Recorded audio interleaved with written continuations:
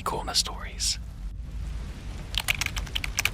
Hey folks, before we dive into tonight's stories, I want to give a huge thank you to Kieran Tibbetts and Lisa Collin for supporting the channel and being amazing members. So if you enjoy what you hear tonight, you're in the right place. Now, grab your headphones, turn off the lights, and let's step into another amazing night. Don't forget to subscribe, like, and comment below. What kind of story hits you the hardest? The ones that feel too real, or the ones that could actually happen to someone you know? I volunteered on a dark web blog for a zombie outbreak. I barricaded an abandoned control tower before the Horde arrived. What's up, Reddit? Okay, I don't really know how to start this, so I'll just go from the beginning like I'm telling a story to my friend at 3 a.m. over a greasy ass McChicken and a flat Sprite. This all started 6 months ago. I was fresh out of college, living in a half-dead apartment complex outside of Detroit with one cracked window and a neighbor who microwaved fish at 2 a.m. like it was his full-time job. I was jobless, desperate, and maybe a little stupid, which is why I was on the dark web in the first place. Yeah, I know. Dumb. But I wasn't buying drugs or looking for hitmen or anything like that. I was just bored. I followed this YouTuber, Here's My Story, and I thought half that stuff was fake. So I thought I'd see what was actually out there, just for fun. That's when I found Red Opal. It was a blog, hidden behind a Tor wall and a bunch of janky redirects that made my laptop sound like it was going to melt. The landing page looked like something out of the early 2000s, just red font on a black background, scrolling like an old hacker movie. But what caught my attention was the top post. Volunteers needed. Operation Revival. Real world simulation. Cash company will require travel. Limited slots. Underneath that was a video. And when I say it looked like a real life zombie outbreak, I mean the shaky cam, the screaming, people running down what looked like an abandoned Six Flags somewhere in Ohio. But it wasn't edited. The blood didn't look fake. The screaming sounded real. One dude was limping, and you could hear his bones snap when he tripped. It made my stomach twist. There was a form at the bottom.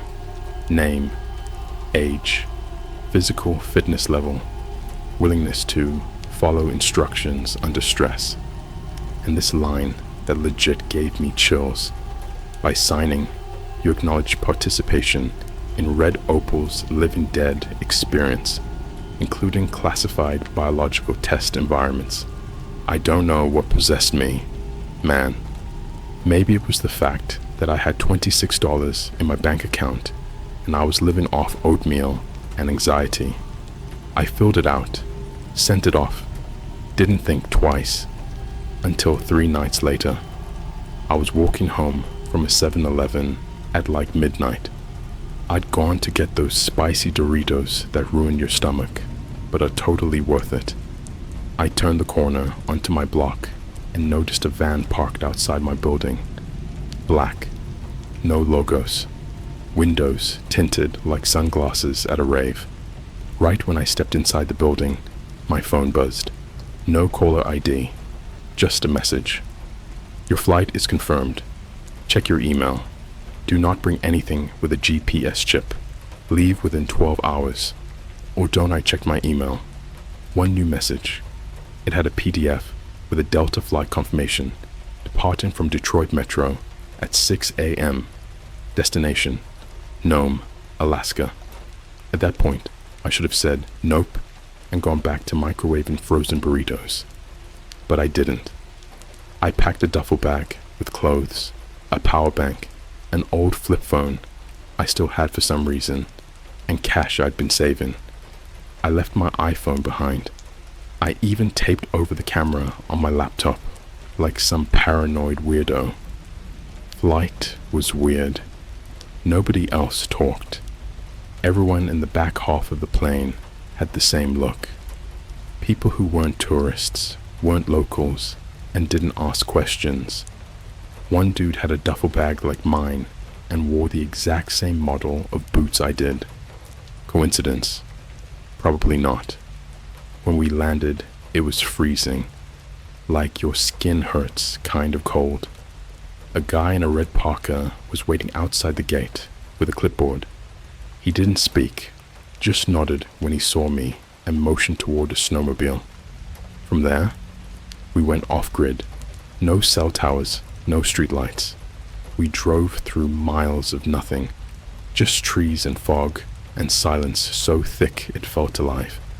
After what must have been 2 hours, we arrived at a building that looked like a crashed UFO, and a firewatch tower had a baby. Tall, rusted, windows boarded, a control tower. That was going to be my home. There were others too. 6 of us, all under 30. A girl with pink dreads, looked like she'd stab a bear. A quiet Asian guy who carried a metal case and never let it leave his side. And then there was this guy named Lance, the only one who looked like he actually enjoyed being there. Kept grinning like he knew something the rest of us didn't. We got minimal instructions. Stay inside the tower unless directed. Do not break the quarantine lines. Emergency protocol will be demonstrated.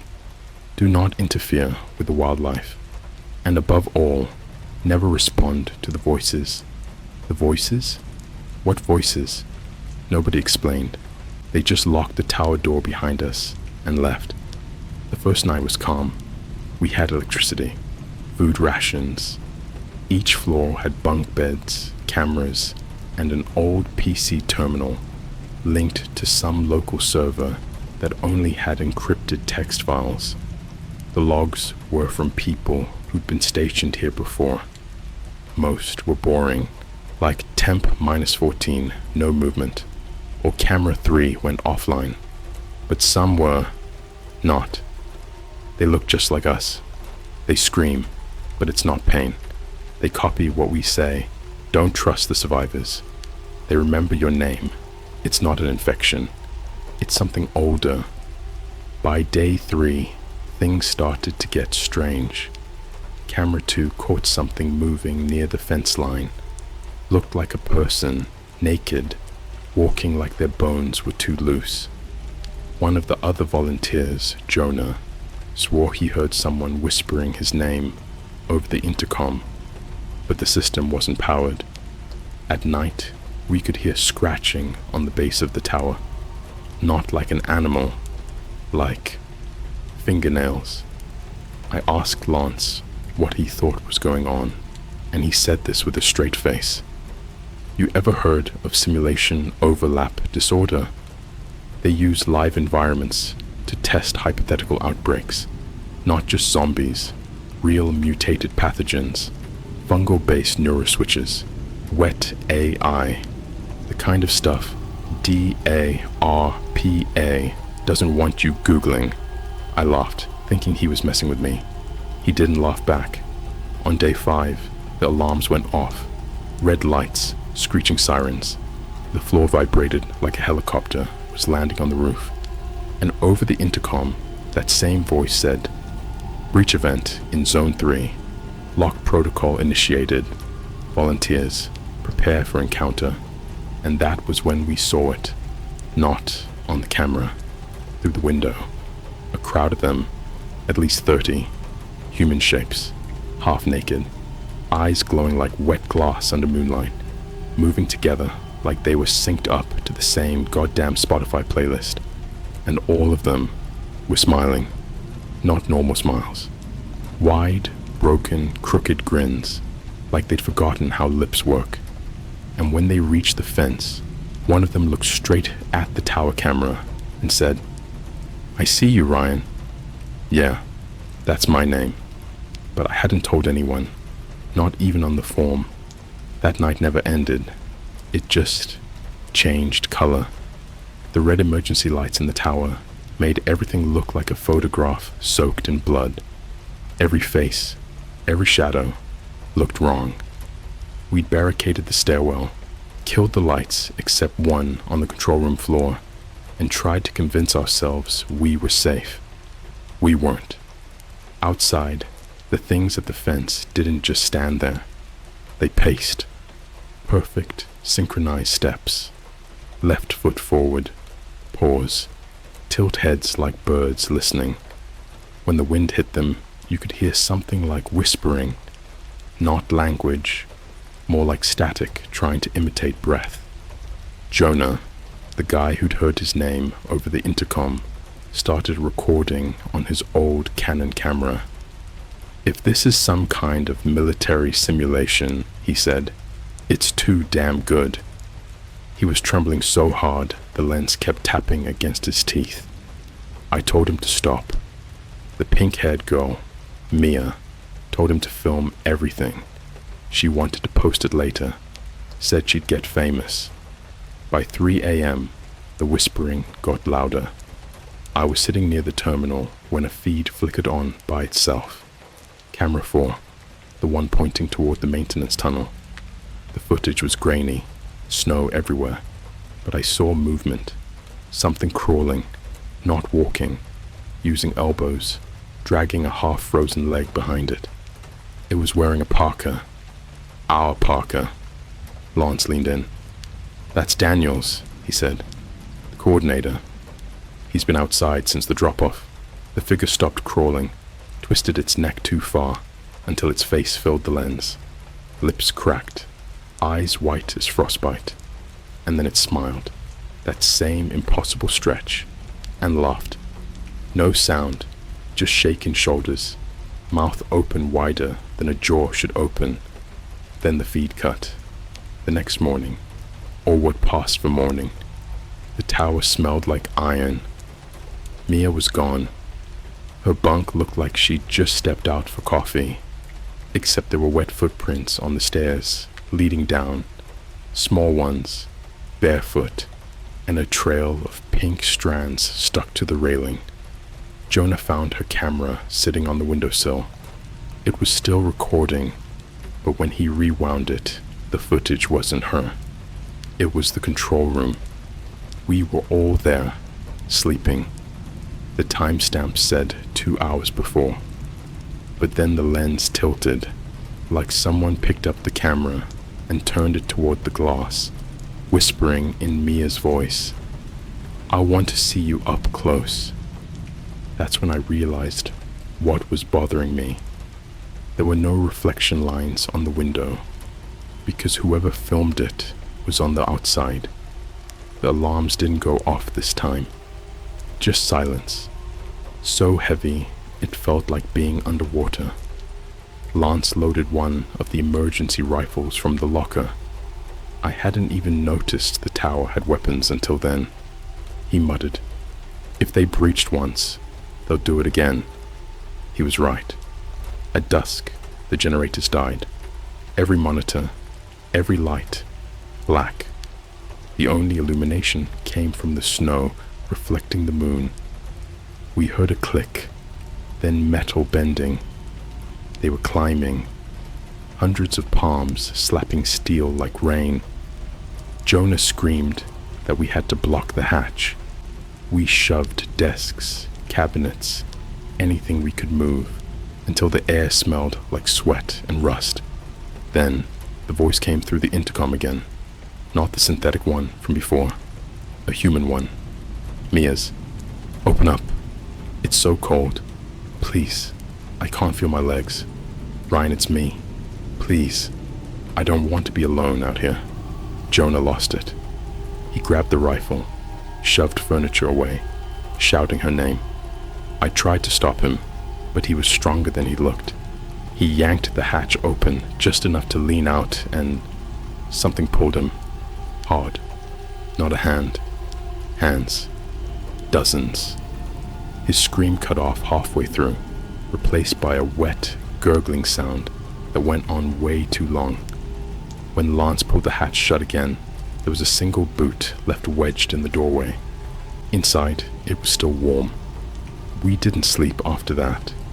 The stairwell below us echoed with thuds, dragging, the sound of something chewing slowly. Lance kept saying, "They learn. They learn fast." By the next day, there were fewer of them outside, but the ones still there had clothes.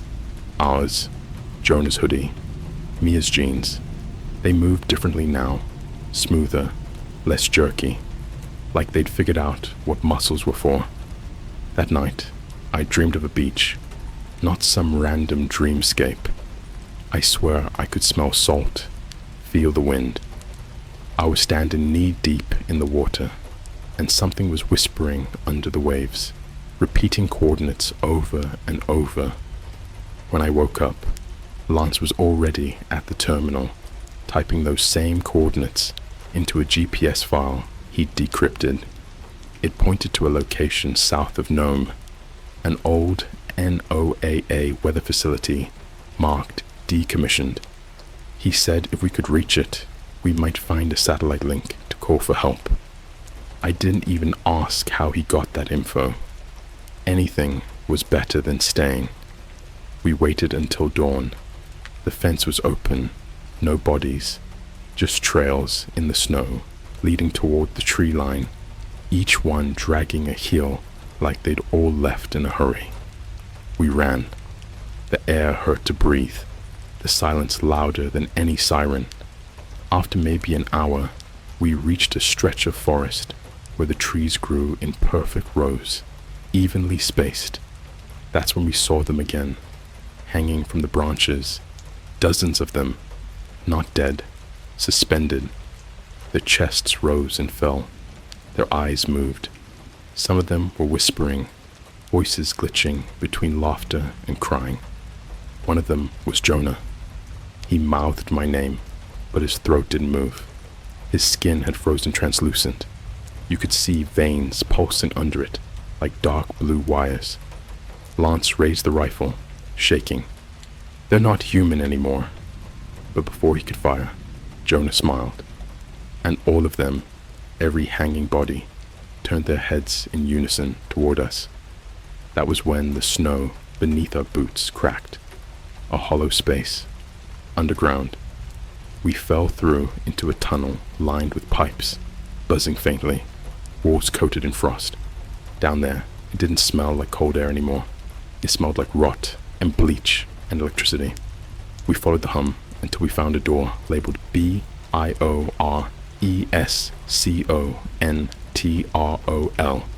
Inside, computers still running on backup power, screens filled with files labeled host replication trials, subject response logs, phase 7, cognitive sync test. There were videos too. We opened one. A lab, same tower, but newer. Scientists in hazmat suits, filming a man strapped to a chair. They injected something into his neck, and within seconds he started laughing. His eyes rolled back. Then the voice distortion hit. 3 frequencies at once, words overlapping like a choir out of sync. They think the virus kills. It doesn't. It copies. Lance slammed the monitor off. We need to get out. Now we climbed a ladder at the far end of the tunnel. It came out near the old runway, where another control tower stood. This one collapsed halfway. The snow was deeper, redder. At first I thought it was rust. Then I saw the handprints, hundreds of them, smeared on the walls. We heard an engine, a truck, old military type, headlights slicing through the fog. A woman was driving, wearing the same red parka as Daniel's. She waved us over. When we got close enough, she rolled down the window, and her face was Mia's. Except not. The eyes were too far apart, and the mouth didn't line up with the voice. "Get in," she said. "You're late." Lance aimed the rifle. "You're dead." She tilted her head. "Not anymore." Then everything went black. No explosion, no noise. Just blackout. like someone unplugged the world. When I came to, I was in a hospital room in Anchorage. The nurse said I'd been found wandering on the highway, frostbitten but alive. She said there was no record of a red Opal facility, no passenger manifest from my flight, no proof I'd even left Detroit. They said I was lucky.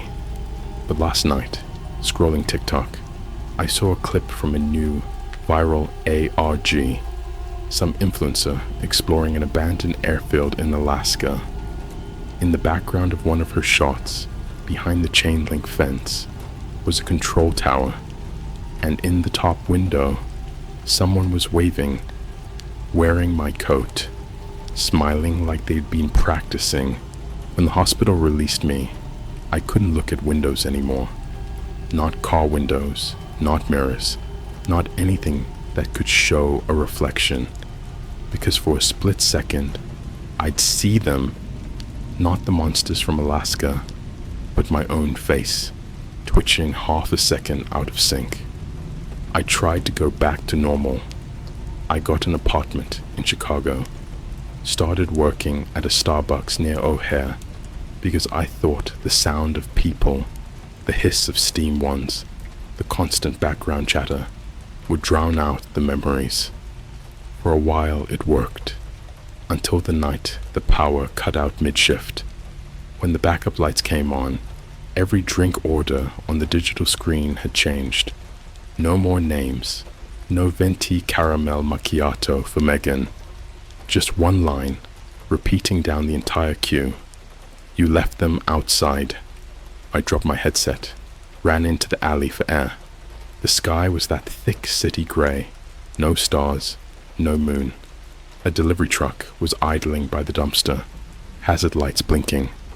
I recognized the logo, a faded red gem, the same as the red Opal banner from the dark website. The driver's window was down. No one inside. The engine sounded like it was gasping. When I got close, the radio crackled. Static at first, then a voice. Not talking, mimicking, repeating the sounds I made, delayed, like an echo that didn't know when to stop. Hello, hello, hello.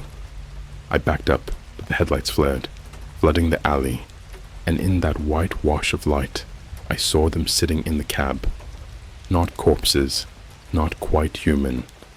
Their skin looked laminated, like wax over meat. Their mouths kept moving, whispering something rhythmic. Then the truck blinked out, not drove away, blinked, like a light switching off. 1 second, it was there. The next, I was staring at tire marks in fresh snow. After that, things broke down fast. I started getting emails again. Same sender every time. Contact at red-opal.revival. Each one had attachments, pictures of me, taken from different days. On the L train, in my apartment lobby, once even through the peephole in my door. The subject line was always coordinates. Every new message pushed me farther north. I told myself it was some sick prank, deepfake, AI, whatever. But on the fourth message, I opened the photo and saw someone standing behind me, in line at the grocery store. Pale, blurry, smiling too wide.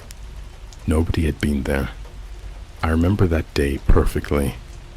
I didn't pack much, just enough to make it look like I was planning a weekend trip. I drove through Wisconsin into Minnesota, following the coordinates like an idiot. The further north I went, the worse the radio interference got. Every station filled with that same static whispering, like someone trying to speak underwater. By the time I reached the edge of a frozen lake near a place called Hibbing, my phone lost service completely. The GPS marker stopped at a cluster of buildings, abandoned warehouses, their roofs caved in, snow drifting through the holes like spilled flour. One warehouse door had a sign still nailed crookedly to it. BIORESOUTREACHNODE04. I laughed.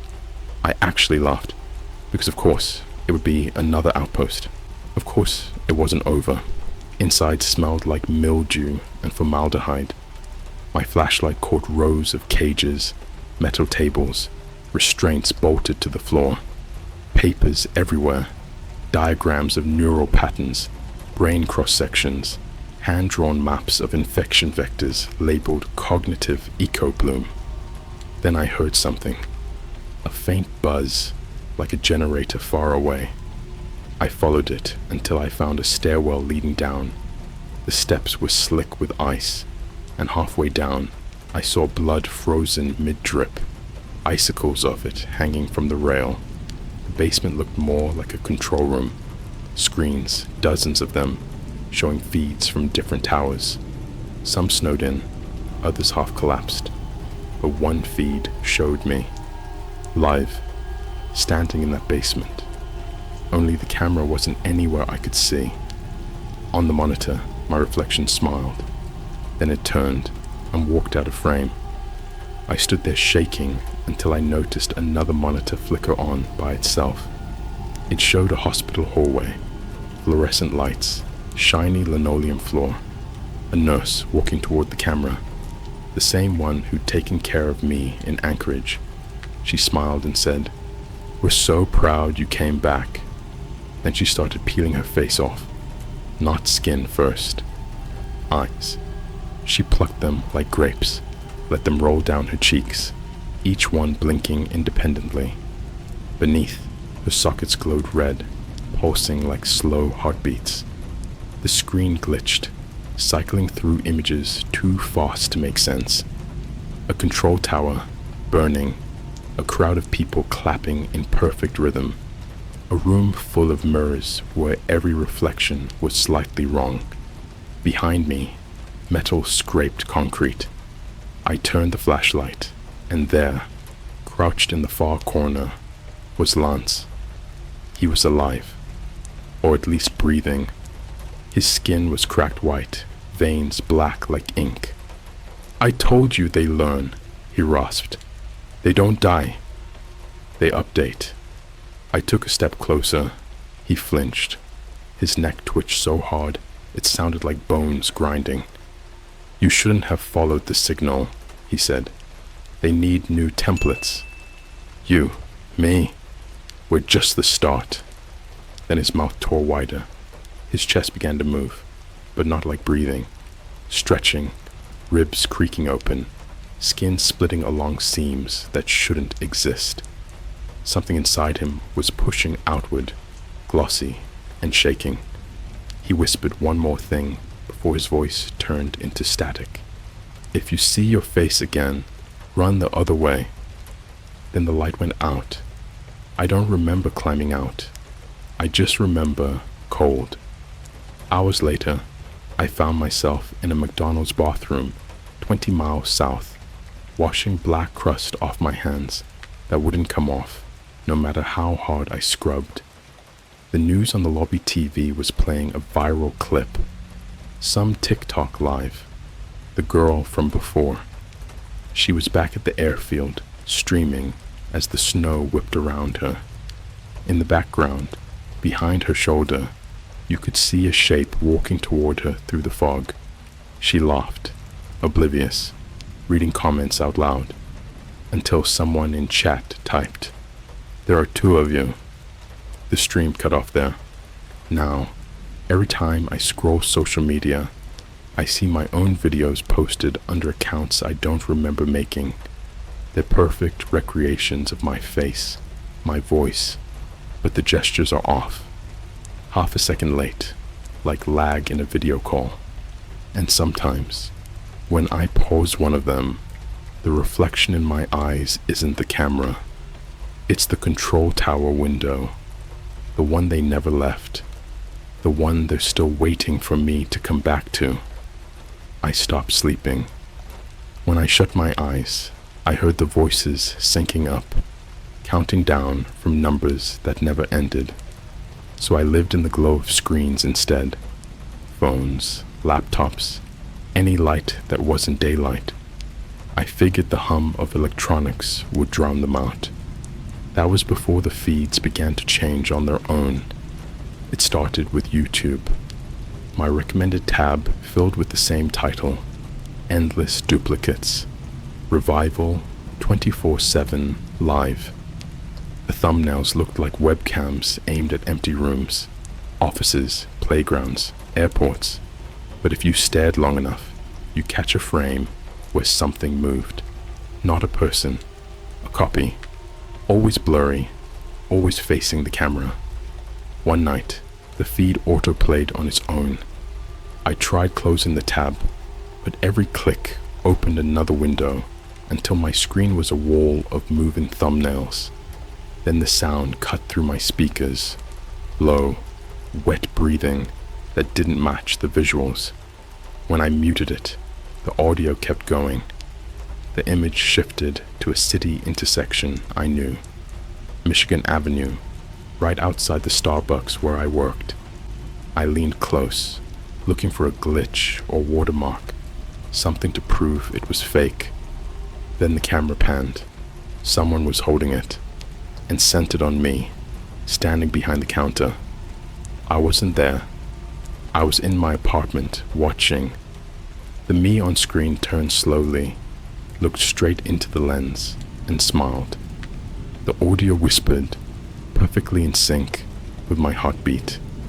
He caught up. I smashed the laptop closed, grabbed my coat, and bolted out the door. The hallway light flickered as I passed. Every flicker showed my reflection in the elevator's metal panel. Each frame a different face, all slightly wrong. I drove until dawn. Gas stations blurred together, highway signs unreadable through sleet. In the mirror, the passenger seat seemed heavier, like someone unseen had shifted their weight. At a rest stop near Duluth, I finally pulled over and threw up until my throat burned. When I looked up, someone had written on the fogged windshield from the inside, "Buffering." I smashed the glass with my elbow. Nothing was there. The next day, I stopped at a motel built in the skeleton of an old Taco Bell, pink tiles still showing through the peeling paint. The clerk didn't look up when I checked in. She just slid a key card toward me and said, "3rd floor, last door." They said you'd be coming. I should have left right then, but exhaustion makes you stupid. The room was too cold. The TV clicked on the moment I turned the key. A security feed filled the screen, grainy black and white footage of the motel hallway. At first empty. Then, on the far end, a shape stepped into frame. It looked like Lance, except his mouth hung open in a constant O, and his arms dangled like marionette strings. He moved without sound, each joint bending the wrong way. I tried the door, locked from the outside. I pounded, yelled, nothing. The TV speakers crackled. "Room service." I turned.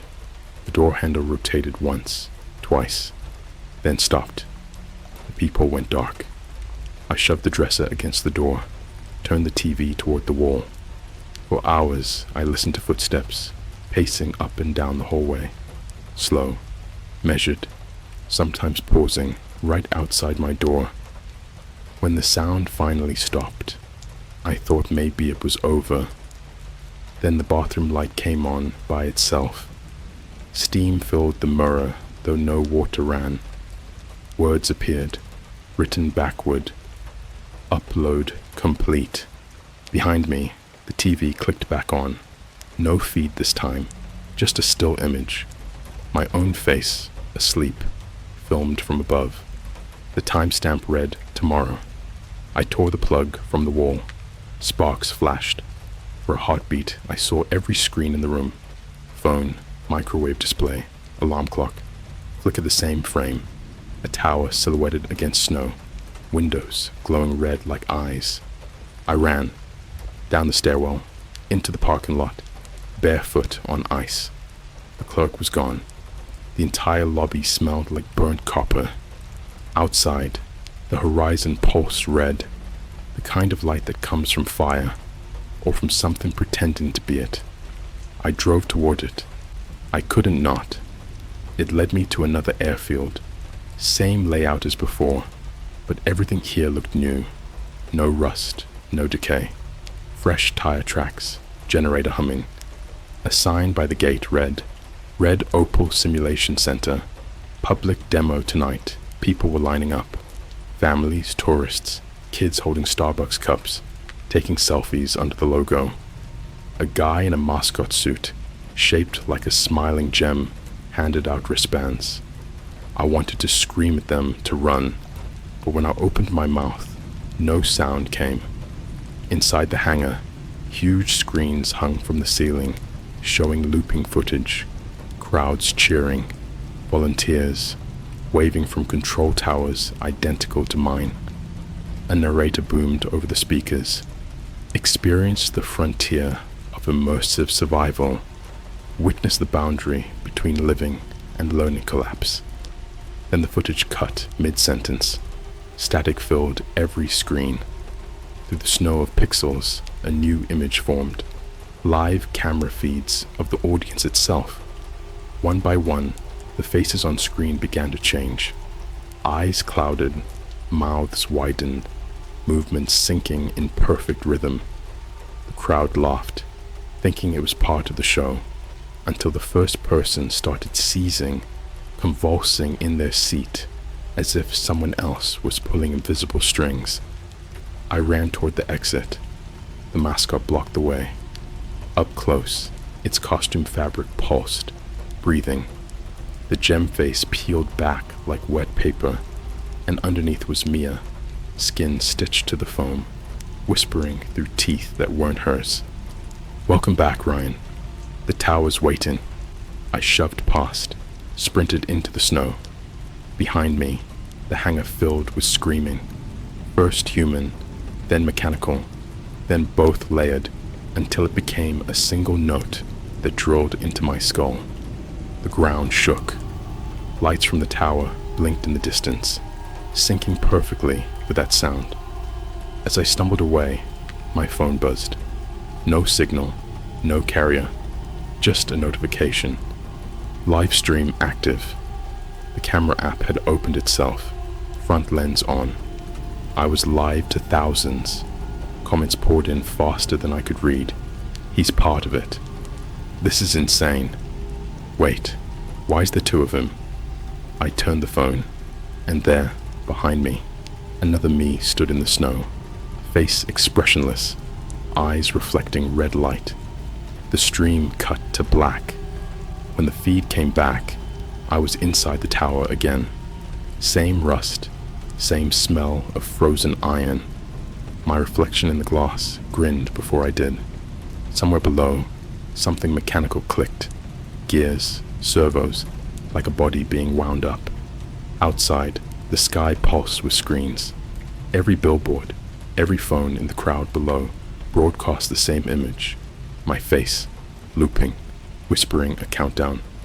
The last thing I heard before the lights went out was that voice again. Calm, precise, almost proud. Replication 100%. Commence. Rollout. Then everything, everywhere, started recording. The sky wasn't supposed to have seams, but when I looked up that night, standing in ankle-deep snow, as the world broadcast my face across every screen like a virus, I saw one. A thin black line cut across the stars, blinking at irregular intervals. Not lightning, not planes, a fissure. And it opened. The scream that came from it wasn't a sound. It was a compression artifact, a .wav file made of static and breath that made your teeth ache just hearing it. All the people in the crowd dropped to their knees, clutching their faces like something was rewriting their bones from the inside out. One by one, they started twitching, fast little pulses like buffering errors in real life, heads cocking too far, mouths opening too wide. Each of them was being updated. They stopped moving at the same time, like statues. Every phone lifted toward me in sync. Selfies. Every camera trained on me. The billboards changed again, this time not to my face, but to a live feed from my own eyes. What I saw, they saw. What I heard, they heard. My body was being hijacked and live streamed. I felt like a passenger. The air shimmered. A figure walked toward me from the tower's base, barefoot in the snow. It wore my coat, but inside out. Every step it took made a camera somewhere glitch. Streetlights bent toward it, like flowers tracking the sun. It didn't blink. It wasn't me, but it was. It stopped a few feet away, opened its mouth, and let my voice fall out. Your upload was successful, Ryan. They like your structure. It reached up and touched my cheek. The sensation was cold metal under soft skin, like being caressed by the edge of a scalpel. Then it leaned close and whispered the phrase, "I'll never forget." Not for the words, but for the tone. Your original has been archived. Then it stepped into me, not metaphorically, literally. Its body passed through mine like vapor under pressure. I felt its thoughts settle behind my eyes like wet static. I blinked and saw every tower simultaneously, hundreds of them, all over the globe, rising from forgotten fields and beneath the floors of McDonald's basements, buried under schools, hidden in plain sight. Each one of them had copies, and every copy had learned to speak, to smile, to stream. The dark web post wasn't a recruitment ad, it was a distribution node. Red Opal didn't simulate outbreaks, they installed them. I collapsed, my bones locked, my throat convulsed until I vomited black fluid that smelled like rotted fruit and burning silicone. Around me, the crowd of now not people began applauding. A slow, off-sync, glitchy clap, like corrupted audio repeating the same half-second. The lights in the tower flared. One by one, they turned off. A mechanical voice counted down in 3 languages. 10, Nun, She, 9, Acht, Q, 8, Sieben, Hachi. When it reached 1, the ground pulsed beneath us like a heartbeat. Then the hatch opened. From the base of the tower, figures crawled out, naked, wet, groaning like they were being born into the wrong shape. Each one looked unfinished, bones in the wrong places, skin still printing, eyes forming like bubbles popping. Lance was the first out, or what was left of him. His chest had split into a speaker cone that vibrated with every word the tower said.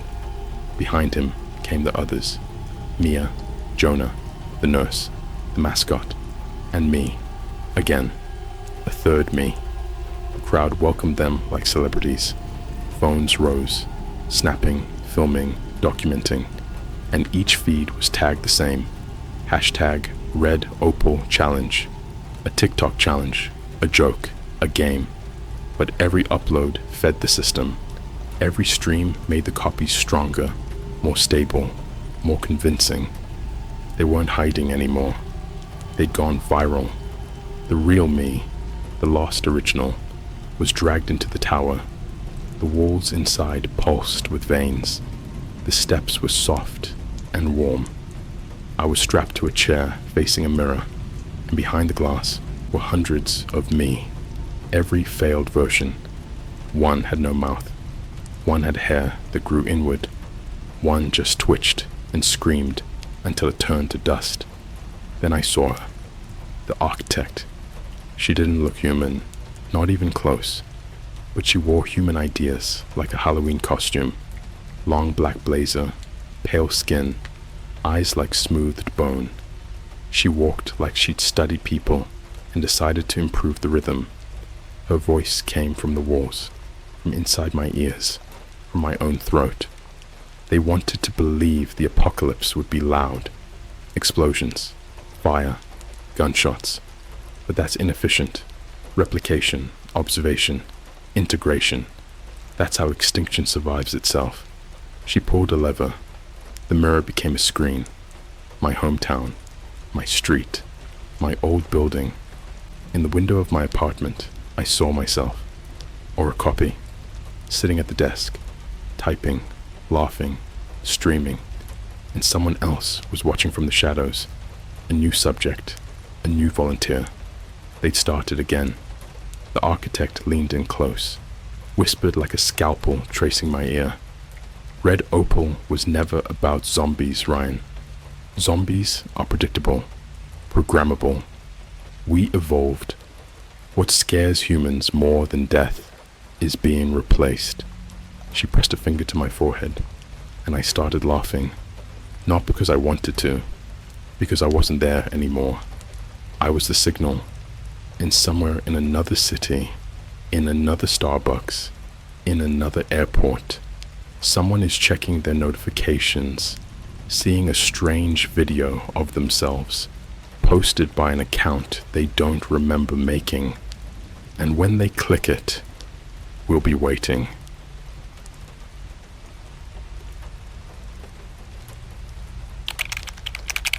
Dark web military job took me to the world top secret station.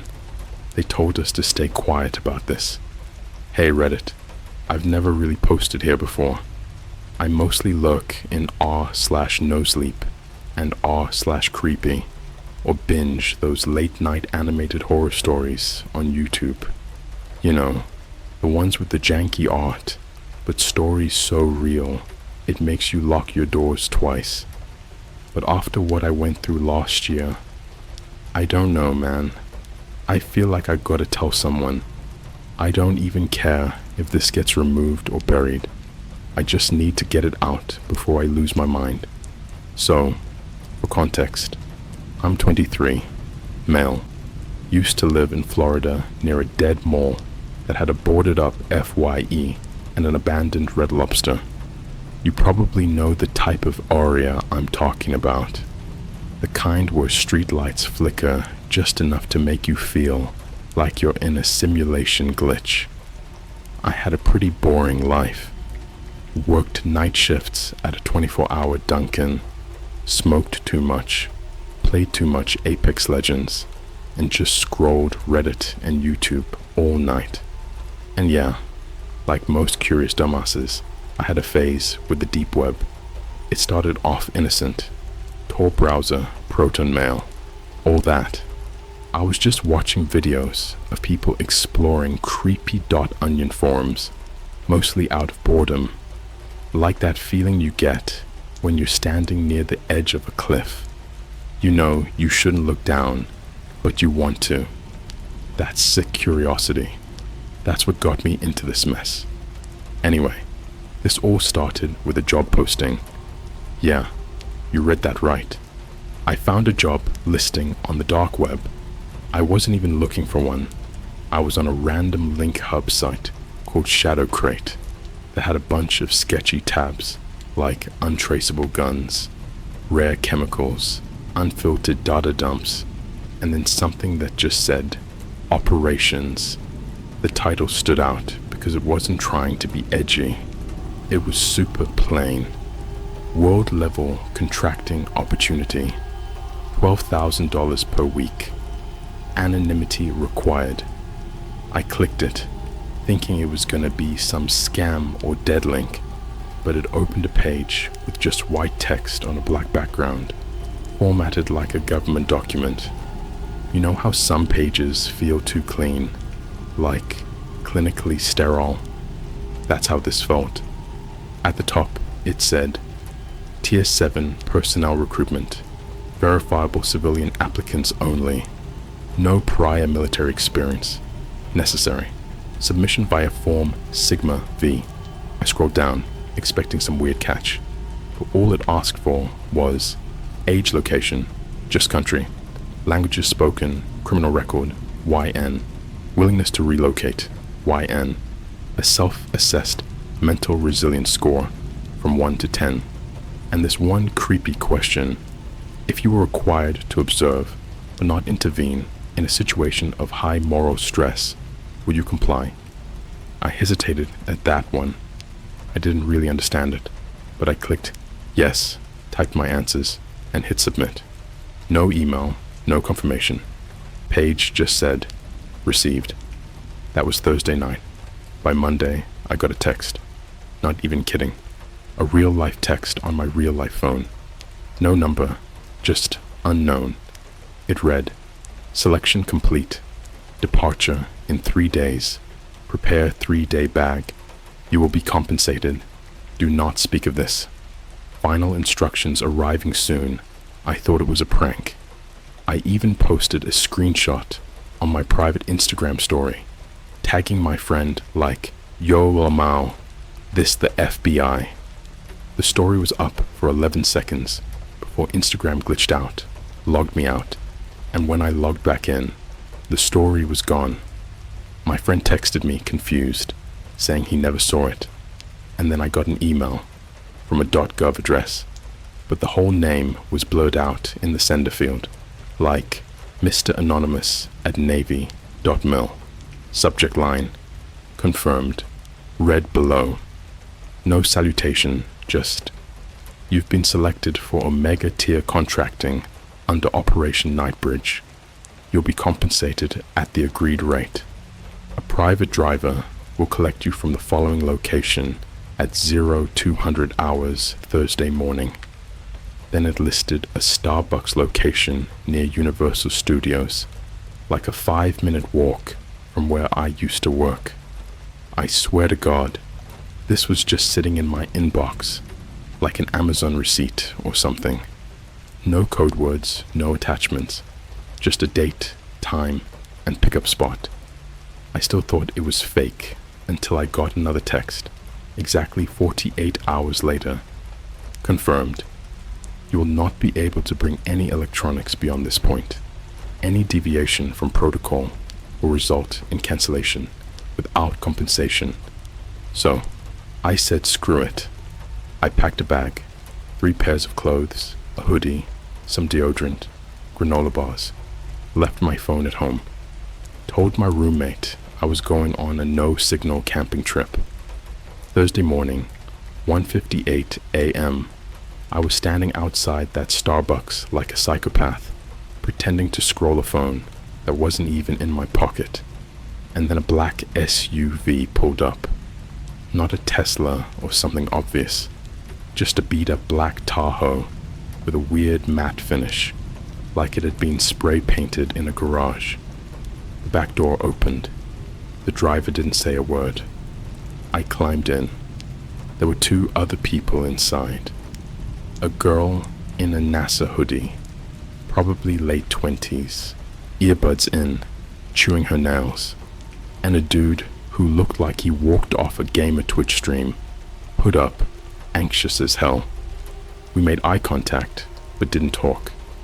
As the SUV drove, we passed some familiar streets, then took a weird exit that I swear doesn't exist on normal GPS.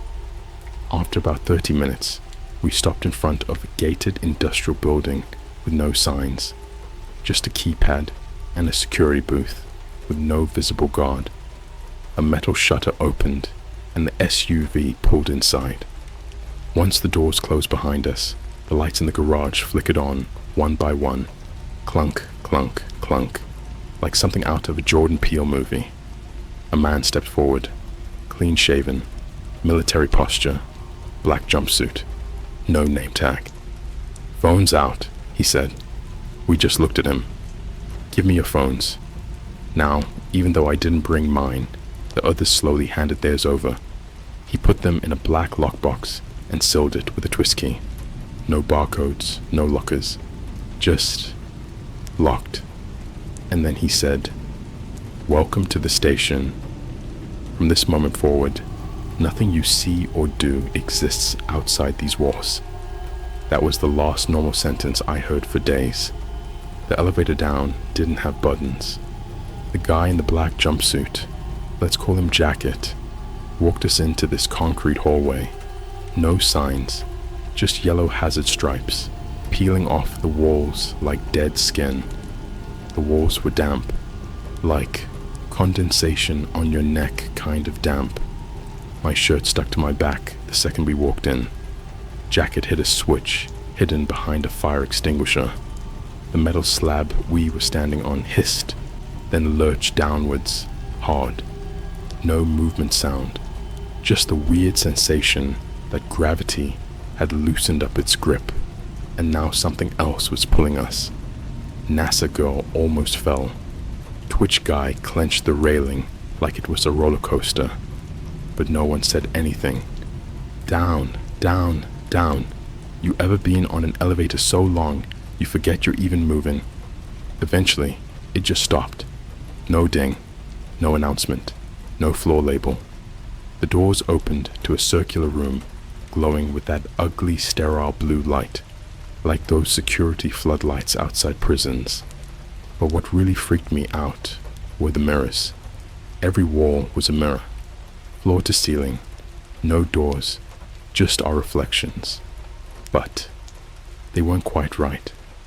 NASA girl's reflection didn't blink when she did. Twitch guy's reflection had a weird shadow across his mouth, even though the lighting was even. And mine didn't move when I did. It stood there, staring at me, head slightly tilted. Then Jacket snapped his fingers, and the walls slid apart, revealing narrow hallways leading in every direction like the spokes of a wheel. We weren't in a facility. We were inside something living. He pointed at me and Twitch. Right corridor. Your Bravo unit now. Then pointed at NASA girl. Alpha. That way. That was the last time I saw her. We followed Jacket down our hall, which had no lights, only a red stripe running across the floor like a laser guide. It pulsed slowly, almost like a heartbeat. The deeper we went, the colder it got. Not just temperature, like this emotional cold, like walking into a room where someone just screamed. We passed rooms with thick glass windows. Most were empty. One had a chair bolted to the floor with restraints. One had a tub the size of a coffin filled with what looked like black oil. Another had a wall covered in deep scratches from the inside. And the smell, it wasn't death. It was history. A smell older than anything man-made, like old blood and ozone, like rage that had been fermenting. Jacket finally stopped in front of a door with a keypad. He turned to us and said, "This is where your clearance begins. What you see inside this room is not to be discussed. You have both agreed. We do not give second warnings." He opened the door. Inside was a white room, 4 chairs, a screen, and a woman already sitting, long gray ponytail, lab coat, clipboard. She didn't look up. "Subject Bravo 7 and Bravo 9, she said. "Initiating compliance induction." We sat. Twitch guy was trembling now. I could hear it in his breath. The screen came to life. Static. Then an image.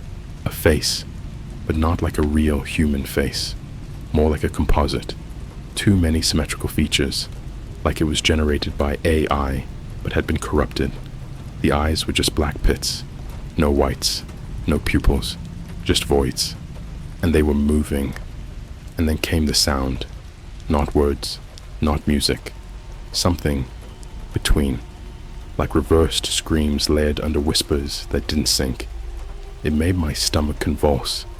I could feel the sounds pushing into my skull through my ears, even though the volume was low. Twitch guy vomited immediately, right on the floor, and tried to stand up. "Sit," the woman said. He didn't. Jacket stepped behind him. No warning, no noise, just a pop. Gun to the side of his neck. No hesitation. Twitch guy collapsed, his head dangling by a flap of muscle. Not even a loud gunshot, just a suppressed hiss and a warm splash across my arm. I didn't scream. I didn't even blink. I just stared at the face on the screen as the noise grew louder, and suddenly I couldn't hear the blood dripping anymore. Couldn't hear Jacket. Couldn't hear my own breath. Just it. Then nothing. Dark. I woke up in a metal room, alone. No memory of falling asleep. No bed. Just a metal bench and a camera in the corner, blinking red. My clothes were different. White scrub-like gear, barefoot, wrists slightly sore, like I'd been tied up. Then I heard it. Scratching. Soft, wet scratching. It was inside the wall, a little hole near the ceiling, no bigger than a fist. From it came the faint sound of nails or claws dragging across metal. Not fast, not urgent, just patient. I stood and backed away, and then it spoke, not in words, in thoughts, like pressure behind my eyes forming impressions, emotions, shapes, images of things crawling through wire, of screaming that couldn't escape through mouths sewn shut, of stations beneath the ocean floor where voices begged for air they'd never get. I fell to my knees, and the thing in the wall laughed, not like a person, not even like a hyena, like a network glitching through humor it didn't understand. The sound distorted the lights, like static in the fluorescence, and made the corners of a room bend inward. Then the door opened. 2 guards in full body armor stepped in. No faces, just black visors. They didn't speak. One shoved a bag over my head. I was dragged through winding corridors, up metal stairs, through a series of airlocks that hissed and vibrated like they were holding back something enormous. When the bag was removed, I was in a forest. Trees, dirt, moonlight, but too still. No bugs, no wind, no smell. Just this terrible silence, like the world had been paused. A voice came through a speaker embedded in a nearby tree. Subject, Bravo 9. You are being observed. Complete the task and return. Failure will be considered a breach. I looked down. In front of me was a knife and a body, strapped to a tree, breathing, mouth duct-taped, eyes wide. He looked like me, exactly like me. Same hair, same scar on the chin, same slight twitch in the left eyebrow when scared, and taped to his chest was a laminated card. One of you may leave. I didn't move. His eyes begged. He mouthed something through the tape. I stepped forward. The air didn't feel real, like the simulation had lost its render distance. And then I looked at the trees around us. They were all watching, not metaphorically. The bark peeled back, revealing eyes, hundreds, like the whole forest had been hollowed out and filled with surveillance, some mechanical, some organic, and they blinked in unison. So I did it. I stabbed him 37 times. Not fast, not quick mercy. They wanted commitment. Every time I pushed the blade in, it made this horrible crunching noise, like carving a pumpkin with too small a knife. He screamed through the tape, eyes wide, filled with a betrayal I can't explain, but I couldn't stop, because they were watching, and I knew, if I hesitated, they'd send someone to do it to me. When it was done, the speaker buzzed again. Compliance confirmed, and the ground opened, just cracked open like a trapdoor under leaves. I fell into it, tumbling through darkness, hitting pipes, metal, warm skin. I landed on a soft floor. It pulsed, like it was breathing. The walls glistened. Something whispered behind me. Welcome to level 2. I haven't even told you what was down there yet, but I swear on everything, nothing in the world prepared me for what came next. The fall felt endless. The air wasn't rushing past me. It was thick, like syrup, tugging at my skin. When I finally hit bottom, the impact didn't break anything, but it moved. The floor flexed like muscle. I lay there for a second, the dark humming, trying to decide if I was still alive. Then I heard breathing that wasn't mine. I turned my head. All around me, faint green emergency lights pulsed in the fog, just enough to sketch the outlines of cages, tall, narrow ones, arranged in rows like storage lockers. Every few seconds, a dull thump came from one of them, metal vibrating, followed by a long, wet drag against the bars. A voice echoed through a speaker hidden somewhere in the walls. Level 2 orientation begins now. Observe, record, do not engage. A small body cam was strapped to my chest that I swear hadn't been there before. Its light blinked twice and stayed on. I looked down at my hands. They were trembling, streaked with something black that wouldn't wipe off. I started walking. Each cage held shapes, not animals, not people exactly. The proportions were wrong. One had limbs too long, fingertips dragging like mops. Another looked like a man folded in on himself. Chest collapsed inward as if he'd been vacuum sealed. When I got close, it exhaled through its ribs, a sound like air leaking from a tire. Something about them felt familiar, like unfinished drafts of faces I'd already seen. Halfway down the corridor, I found a mirror bolted to the wall. My reflection had changed again. Eyes darker, skin slightly bruised around the temples, like someone had been testing how much pressure a skull could take before cracking. I moved on. The deeper sections opened into a lab lit by rows of flickering monitors. On the screens were live feeds of cities: Tokyo, New York, London, all empty of people. No sound, no movement, just static fog and streets without cars. A scientist in a plastic suit stood motionless in front of the screens. His visor reflected the footage. He finally spoke without turning. Every city has a layer beneath it. We build stations like this one to listen. I asked what we were listening to. He didn't answer. He pointed to a tank against the wall. Glass frost clouding the inside. At first, I thought it was empty. Then the frost cleared, and there was a face pressed against the glass from the inside. Eyes open, lips moving in slow motion, like underwater speech. No bubbles, no oxygen lines, just endless whispering I couldn't hear, but somehow felt behind my teeth. The scientist's radio crackled. Subject, Bravo 9, progressing. Initiate empathy, suppression test. A door opened behind me. 2 guards stepped out, with someone between them. NASA girl. She looked half-conscious, head lolling. They sat her on a chair, tied her wrists, attached cables from her temples to a console. On the monitor in front of me, her heartbeat appeared. Slow, steady.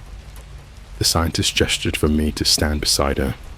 He handed me a small device with a single switch labeled invert. Flip it when you're ready, he said. I asked what would happen. We'll see which of you is real. The guard stepped back. She looked at me, eyes wide now, shaking her head. The moment stretched thin, the hum of the machines syncing with my pulse. Somewhere deep inside the walls, that breathing I'd heard earlier started up again, slow, dragging, as if the whole station was inhaling with us. I flipped the switch. The room went black for 1 second. Then every monitor showed me in the chair instead. My body, my face, my veins lighting up with electric blue light. The version of me on the screen started screaming, but no sound came out. The scientist whispered, "Observation confirmed." When the lights returned, the chair was empty. NASA girl was gone, just steam rising where she'd been sitting. My ears rang like after a concert, and I realized the body cam on my chest was now warm, pulsing. On its tiny display was a single line of text: replication successful. Proceed to corridor C-7. I stumbled toward the corridor, half blind, footsteps echoing in rhythm with that heartbeat pulse in the floor. The air grew wetter, metallic, tasting like copper. Corridor C7 ended at a heavy door, painted red. Someone had scratched words into it with a nail. "Don't look at the ceiling." I opened it anyway. The room beyond was vast, like an aircraft hangar turned inside out.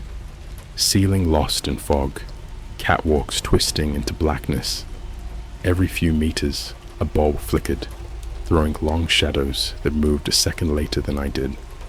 The smell was unbearable, rot and cold iron. There were tables, surgical, stainless steel. Each one held something that looked human until you really looked. Every body was cut open, organs rearranged into patterns, connected by fiber optic cables that pulsed faintly with light. It was as if someone had tried to turn people into routers. In the center of the room was a glass chamber. Inside, submerged in green fluid, was the first Twitch guy, the one Jack had shot. But he was moving, slow, like seaweed. His eyes rolled in different directions, and tubes ran from his mouth into the fluid. Across the glass, words were etched from the inside. "Still me." I backed away. A siren blared overhead, low and distorted, like it was playing underwater. Over the intercom, a calm woman's voice repeated, "Containment breach. Remain where you are. Do not observe auditory stimulus." Then the sound came. It wasn't a scream. It was the idea of a scream, stretched into something physical that pressed against my chest. The bodies on the tables twitched, cables tightening like veins. The light flickered, and for an instant, every corpse sat up in unison, heads turning toward me. They opened their mouths, and the sound poured out, thousands of overlapping voices repeating one word: return. I ran, down corridors that twisted back into themselves, floors that rippled, lights dying one by one. At some point, I was crawling through a maintenance shaft, the metal hot enough to blister my palms. When I dropped out the other end, I was back in that first mirrored room from before. But the mirrors weren't showing me anymore. They showed level 2, as if the entire floor had been swallowed by something enormous and alive. Pipes bent inward, lights pulsed like veins, and those cages, empty now. In the reflection behind me, Jack had stood at my shoulder. Only this time, his face was blank. No eyes, no mouth, just smooth skin stretched too tight. He leaned close, his featureless head tilting until where his ear should have been touched mine, and he whispered without a mouth, "Level 3 is awake." The mirrors shattered inward, glass slicing the air, but never hitting the floor. Beyond the shards was movement, rows of figures marching, each one wearing my face, and the hum of the station deepened into something almost like a heartbeat. That's where I'll stop for now. You can't imagine what level 3 looked like. It wasn't a place. It was a memory that learned to breathe. It started with the static, not on screens, in the air, like invisible pixels in the atmosphere had begun to burn out. When the mirrored room fell away, I didn't land anywhere. I arrived, somewhere not beneath the station, but behind it, like I'd slipped through a corrupted file in reality, and now I was inside the part of the program not meant to be accessed. Level 3 didn't have corridors, no lights, no indicators of space, just a thick, humming dark that bled into itself. Sound didn't travel normally. I could hear my own breath echo before I inhaled, like time was shuffling its deck.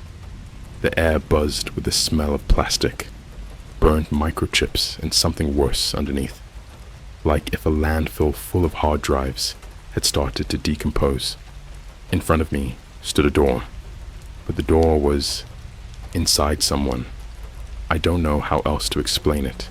It was a person, maybe 7 feet tall, no face, no hands, skin like stretched, translucent printer paper, covered in what looked like QR codes, branded into flesh. A rectangular hole had been punched through their torso, cleanly, like a vending machine slot, and inside was a single, red-lit tunnel, pulsing slowly, like a throat trying to breathe. I stepped into it. The walls of the tunnel were wet, not damp, wet. They twitched with contact. Every step forward made them ripple, like I was walking through the digestive tract of some mechanical god.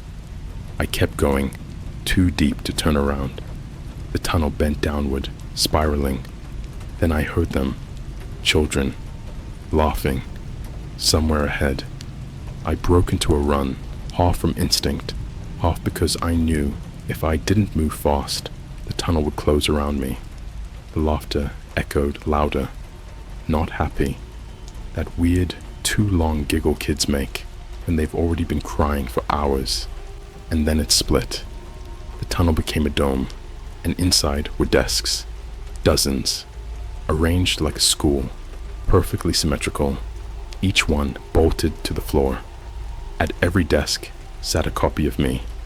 All ages, 7-year-old me, with skinned knees and broken teeth. Teenage me, acne and headphone tan. Adult me, twitching like something puppeteering a corpse. And standing in front of the class was a teacher with no back to her head. Her face looked normal, even kind, but where the back of her skull should have been, it was just open, brain exposed, pulsing with clear fluid. Every few seconds, a long needle lowered from the ceiling and injected something into it, and she twitched and blinked and kept talking like nothing happened. The whiteboard behind her was filled with words written in blood. Observation is preservation. Witnessing prevents extinction. The mirror will eat last. I couldn't move. Every time I blinked, one of the me's at a desk would disappear. Just gone. Chair spinning, one by one, faster and faster, until I was the only one left. Teacher turned slowly, walked to me, bent down. Her mouth didn't open, but I heard the voice in my bones. You don't remember what you were supposed to forget. Then her hands opened my chest. No scalpel, no cutting, just opened it, like a shirt. I didn't bleed. Inside my ribcage wasn't a heart. It was a monitor. CRT, fuzzy and old, showing security footage. I saw my house, my street, my neighborhood, people walking by, my roommate coming home, my mother crying on the couch, holding a photo of me. The teacher reached into the monitor with both hands and started pulling.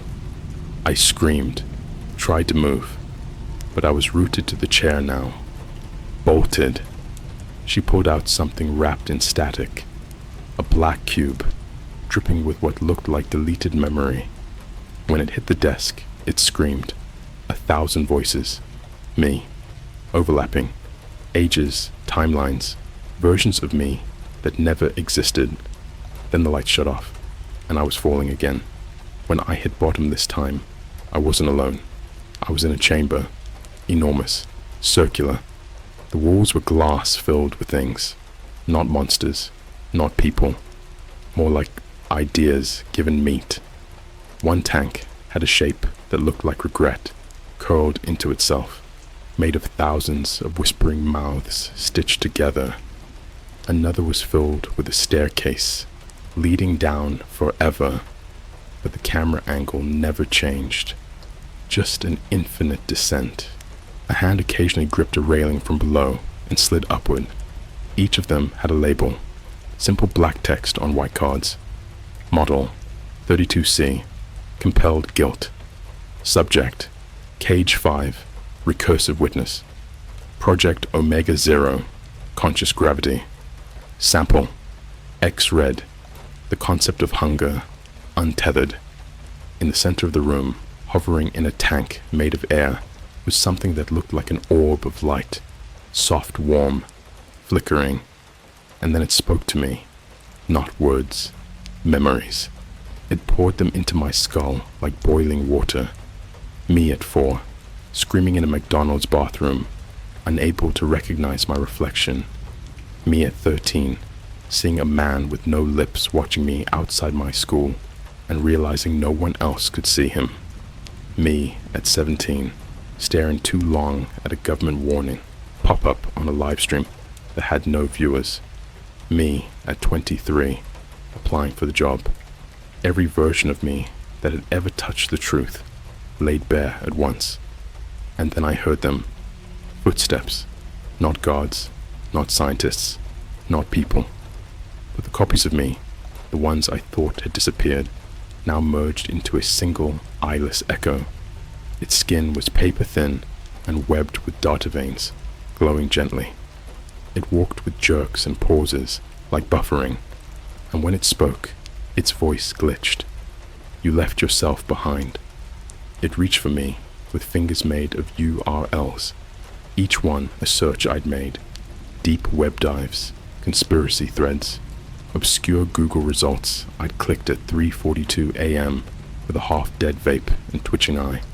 They wrapped around my throat, pulled, not to kill, to merge. The tank exploded, the walls collapsed, glass and regret and light and memory. Everything turned to code, binary snowfall, my mouth filled with static, my lungs filled with me.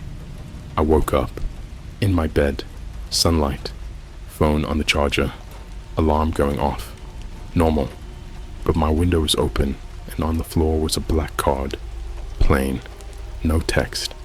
I flipped it over. The back had my own handwriting, but I don't remember writing it. Level 4 has no exit. Stay asleep. Forget this. Or the mirror feeds. That'll be the last one. Once I tell you what level 4 really is, you can't unread it. You'll never look at reflections the same way again. You think there's always a bottom. That after enough layers, enough lies, you hit something final. A vault, a red button, a god, something to wrap your brain around and say this is where it ends. But the truth is, the last layer isn't hidden under the rest. It's on top, watching. After I found that black card, after the fake sunlight and the fake birdsong and the soft glow of my phone screen, like nothing had happened, I tried to leave my apartment. Front door, gone. Window, bricked over. Phone, every app opened to one live stream. Me, sleeping. But I wasn't asleep. I was standing there, watching myself from the inside. The live stream had one viewer. The username was station_operator42. The chat popped up once. Just one message. Do not wake yourself. And then I started getting notifications. Not text, not alerts, not email, but memories. Like push notifications of events I never lived. Me walking into a hospital and seeing a patient with my name already tagged for autopsy. Me in a cave in Russia in 1973, opening a metal door that screamed in Morse code. Me in a McDonald's freezer, hiding behind meat crates, watching a faceless version of myself, whispering numbers into a raw hamburger patty. Every memory ended with the same phrase, carved into something near me. The mirror knows. Then the cameras turned on. I mean all of them. The laptop cam, the one on the microwave, the light fixture above my bed, even the camera inside my own eyes. I didn't think it was real until I blinked and the feed lagged. Half a second, just enough to notice. Then the walls peeled, like stickers. The apartment wasn't an apartment. It was observation room. 3C, a hollow set, like a movie stage built around my nervous system. There were seats behind two-way glass, dozens, filled with silent people in surgical masks and VR headsets, twitching every few seconds like fish getting shocked. One of them looked exactly like my mom. She had a clipboard. Her headset lit up with the words, Level 4, Simulation Stable. Subject still unaware. I screamed. They didn't react. Instead, every one of them stood up at once. Not fast, not robotic, too synchronized, uncanny, and they started applauding. Not loud, just soft, weird clapping, like skin slapping against wet skin, the kind that gets stuck in your ears and doesn't echo. Then a voice whispered over the speakers, not into the room, into my spine. You made it to level 4, the only level that remembers you.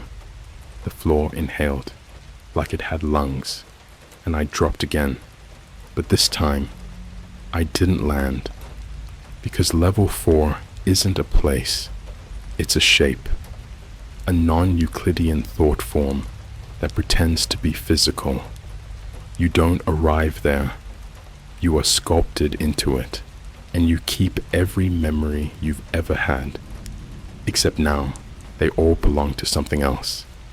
I existed in pieces, each fragment of me trapped in a different setting, one version of me stuck in an endless Walgreens aisle, looping through the same 13 fluorescent lights, hunted by a figure that bleeds dial-up noises when it moves. Another locked in a TSA screening room, forced to unpack a bag full of teeth, each one engraved with a timestamp of a crime I never committed. A version of me living inside a TikTok that autoplayed on a dead teenager's phone, looping forever at 3:17 a.m., with my voice replaced by static that made listeners vomit in their sleep. In one version, I was back at the station, but this time, I was the instructor, and the students were all you. You, reading this, staring at a screen, learning the layers, one by one. They made me watch myself split apart. Every scream I'd ever heard was catalogued. My pain was sliced into wavelengths. My identity was encrypted into QR tattoos etched on the backs of synthetic twins, each one sold to black market archives that specialized in unsolvable traumas. Somewhere in that level, maybe beneath it, maybe inside it, I found a hallway made of recordings. The walls were magnetic tape from old security cameras. The floor was coiled Ethernet cables wrapped around human femurs. And the ceiling? No, the ceiling wasn't a ceiling. It was the mirror, the original one, the one everything else was built around. It didn't reflect what was in front of it. It reflected what watched you from behind. No matter which direction you looked, no matter how fast you turned, the thing behind you was always there, watching, still, infinite, smiling, without a face. And it said my name, my real name, the one I'd forgotten when I signed the contract. Welcome home, Operator 9. This was never about a job, not about pay, not about service. It was a filter, a way to separate humans from the ones who were already hollow. They use the dark web because only the already curious find it. They use jobs because only the desperate apply. They use stations because only the obedient survive them. And level 4? Level 4 is not a level. It's the permanent version of you that is allowed to remain when the rest is scraped off like plaque. I'm not sure how long I've been here. Time resets. Days bend backward. Sometimes I wake up as you. Sometimes I dream as them. But I always end up back in the room, back at the desk, back in front of that screen, typing this, over and over. This isn't a warning. This is bait. You've already been selected. Check the reflection in your screen right now. If it doesn't blink when you do, if it moves a half second late, if it smiles when you don't, then you're already there. Welcome to level 4. There is no exit. There is no silence. There is only the mirror.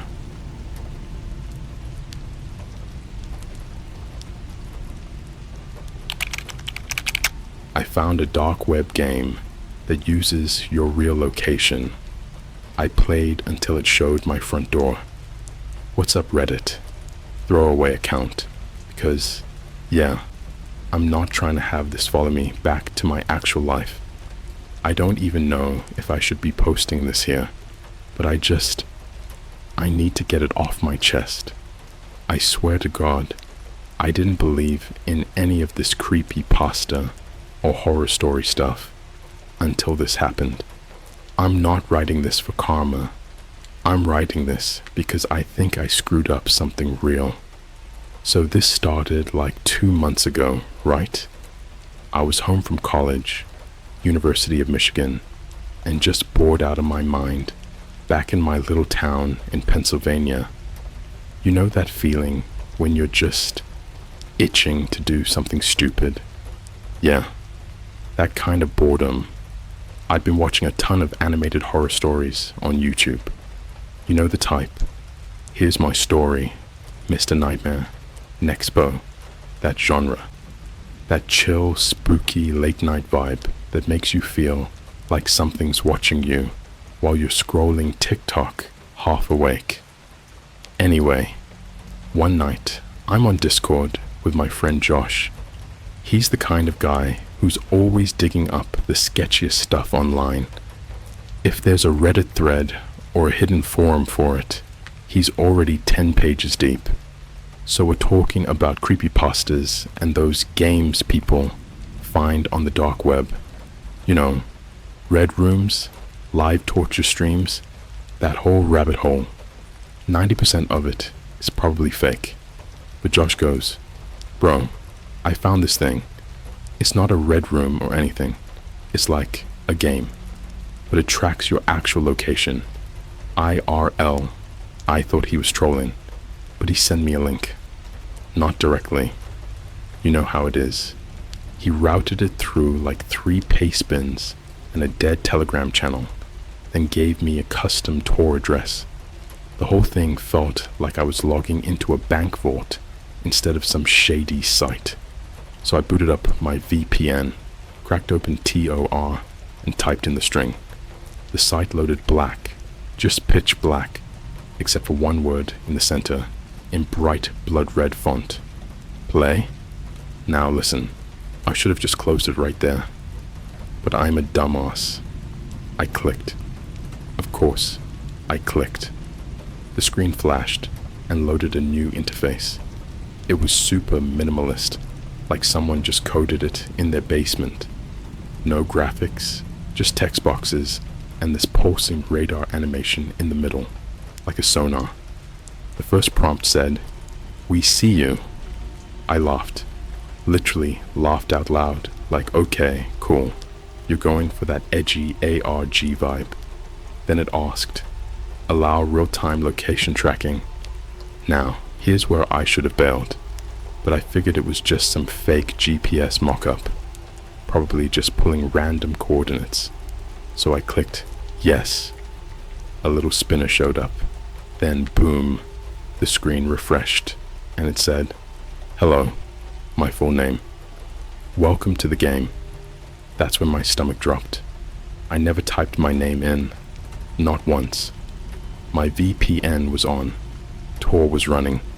There's no reason they should have been able to give my full name, but they did. It kept going. First round, McDonald's. And then the radar spun again and stopped. A little pin dropped. It was the McDonald's 5 minutes from my house, the one I go to like once a week for fries and a frozen Coke. I messaged Josh, me. "Yo, what the actual fuck? It knows where I live." Josh, "Yeah, man, that's what makes it fire." Me, "This ain't fire. This is borderline illegal." Josh, "Just play. Trust me." Now, I don't know if it was ego, peer pressure, or just morbid curiosity, but I kept going. So the next screen says, "Go to this McDonald's. Order a Happy Meal. Sit in the booth by the window. Wait." Now that was weird. Who the hell goes to McDonald's at 11:47 p.m. to order a Happy Meal? But like I said, I was bored and maybe 10% freaked out. 90% intrigued. So I grabbed my hoodie, told my mom I was getting gas, and drove out there. I walked in, and the place was practically empty, except for this one dude mopping the floors and a couple sitting on their phones in the corner. I stepped up, ordered the Happy Meal. The cashier didn't even blink, which somehow made it worse, then sat down in the window booth like the game told me to, and I waited. About 5 minutes in, my phone buzzed.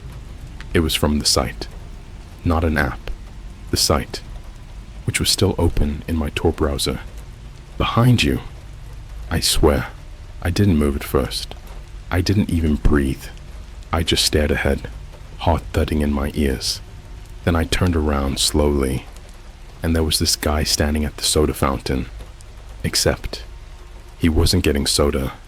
He was just standing there, staring straight at me, wearing a black hoodie pulled tight, like I couldn't even see his face under the shadow, but I could feel it. You know when someone's staring at you, and your whole body knows it before your brain catches up? Like a pressure on your spine. Then he did the creepiest thing. He smiled. I'm not talking a friendly, hey bro smile. I mean slow, way too wide, teeth straight as hell, like he'd had braces for a decade. He didn't move, just smiled at me, then turned around and walked out the side door into the dark. My phone buzzed again. Well done. Next round, Starbucks. I left that McDonald's so fast, I dropped the damn Happy Meal on the floor, got in my car, and sat there breathing heavy, like I'd just run 5 miles. I wanted to close the tab. I wanted to uninstall Tor, delete everything, throw my laptop into the Susquehanna. But then I noticed something else. The pin for Starbucks. It wasn't the big one downtown. It was the one inside the hospital, where my sister died last year, where we used to visit her, where I hadn't been in over 13 months. And I swear to you, as the radar blinked and pulsed on my phone, the next message popped up with just 4 words. Let's play again, Rose. That night didn't end. It just changed texture. You know when the air feels wrong? Too thick, like you're breathing soup instead of air. That's how it felt driving home. Every set of headlights behind me looked too close. Every radio ad seemed like a coded message. I parked, locked every door twice, but my phone kept vibrating in my pocket. Same number, same message, flashing again and again. Starbucks, 2:13 a.m. Don't be late. The timestamp was what really did it. That wasn't a suggestion, it was a command. I didn't sleep. I just sat on my bed, lights off, laptop screen lighting my face, while the site's radar kept pulsing like a heartbeat. I tried closing the tab. It reopened. I shut down Tor. It auto-booted back up. Even when I killed Wi-Fi completely, it still blinked, as if it knew I'd tried to disobey. At 2:05 a.m., I gave up. Not because I wanted to play, but because something in me said, don't let it come to you. The Starbucks was inside St. Mary's Hospital, this gray concrete block of a place that always smelled like bleach and wet paper. My sister Emma had been there for months before she passed. I used to bring her cake pops from that Starbucks, pretend everything was normal, while she smiled with that hollow smile people get when they're dying, but don't want to scare you. Walking through those sliding doors at night hit like a punch to the throat. The lights buzzed. Everything was too quiet, like the building itself was asleep. The coffee shop was closed, but the glass doors weren't locked. Someone had jammed a folded napkin in the hinge, holding it open just enough for me to squeeze through. Inside, it smelled like burnt espresso and disinfectant. Chairs flipped upside down on tables. A half-empty cup sat near the counter, foam dried to crust. I pulled my phone out. The radar showed I was in the right spot. Then a new message blinked across the screen. Sit where she sat. I knew exactly what that meant. There was this corner booth near the wall where Emma always wanted to sit because it faced the TV. The same TV that used to loop news and weather updates while she tried to pretend she wasn't fading away. I walked over, heart pounding in my throat, and sat down. The air got colder instantly. I swear on everything, my breath fogged, even though the rest of the room was warm. Then the phone lit again. She's been waiting.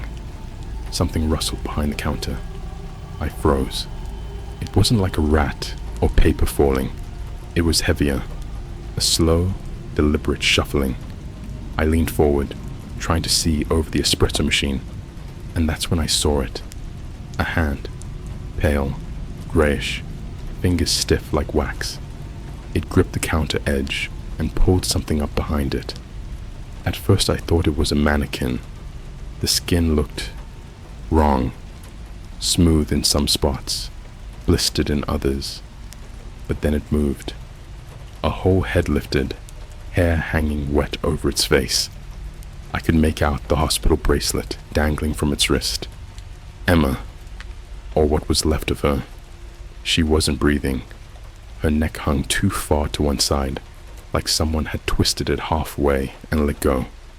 Her eyes were open, too wide, glassy, staring right through me, and her lips were cracked into something that might have been a smile, if not for the black lines crawling out of the corners like veins of ink. She started walking, one foot dragging, the other tapping sharp against the tile. Step, tap, step, tap. My phone buzzed again. She wants you to play, too. I backed up so fast my chair fell. She kept moving. Not fast. Steady, purposeful, like she knew I wouldn't run far. The smell hit me then. Not decay exactly. More like old antiseptic and wet bandages left too long. I gagged. She reached the table and leaned down. Her hair brushed my cheek. Cold, damp. The bracelet glinted in the dim light. I could read the letters printed on it. Emma T. And under it, today's date. Not last year's. Not the day she died. Today. The phone lit up again. Now it's your turn. The radar blinked once, then zoomed out.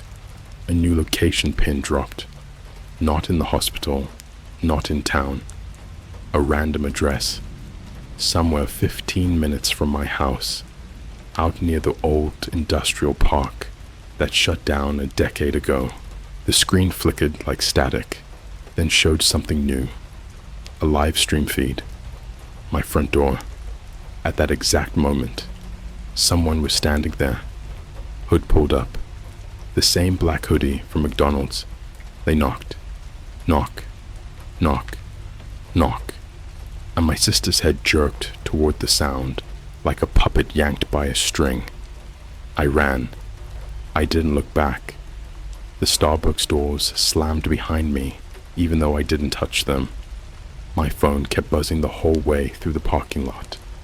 Vibration after vibration, like it was having a seizure in my hand. When I finally looked, the messages were stacking faster than I could read. Don't run. You're wasting time. They already know. And then a video file attached itself. No sender. Just the title. Level 3. Home.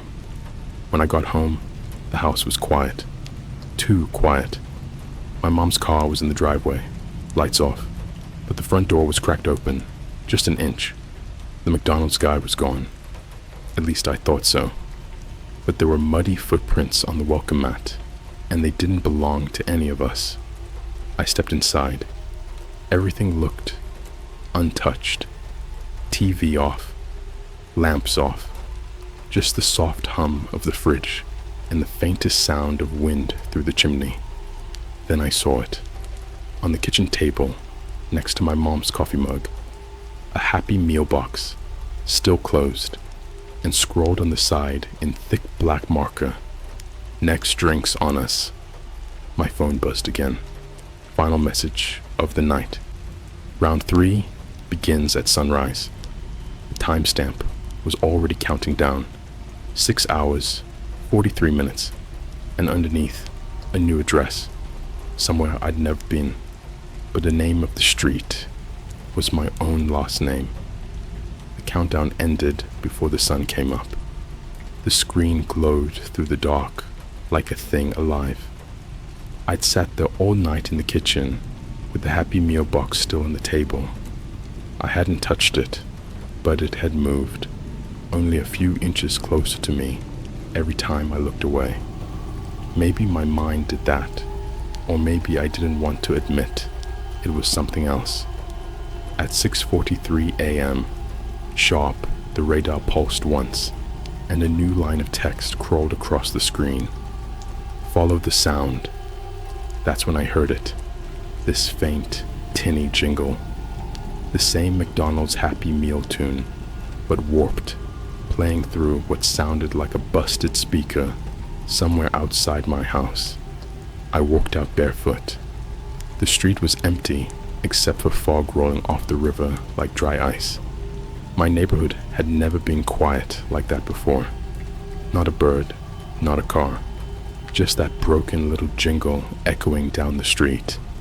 I followed it. It led me past the church, past the gas station, until the pavement turned into cracked asphalt, and the street signs started to look wrong. They weren't green anymore. They were rusted, brownish, and the letters weren't reflective.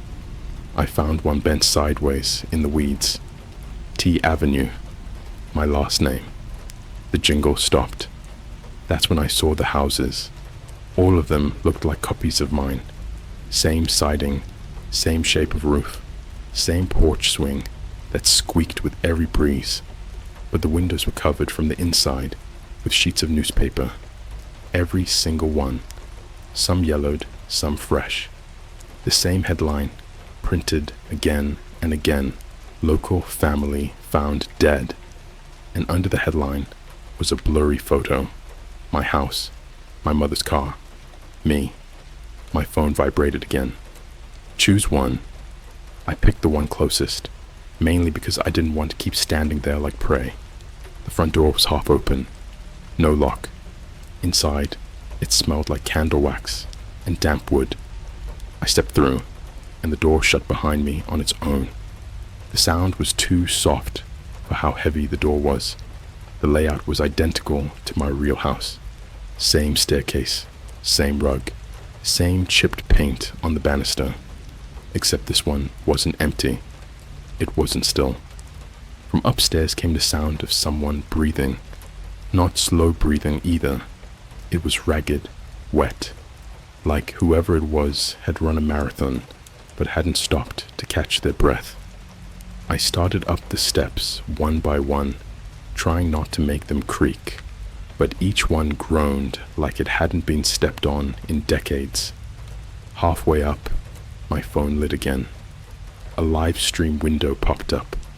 The camera was angled from the top of the stairs, facing downward. I could see myself.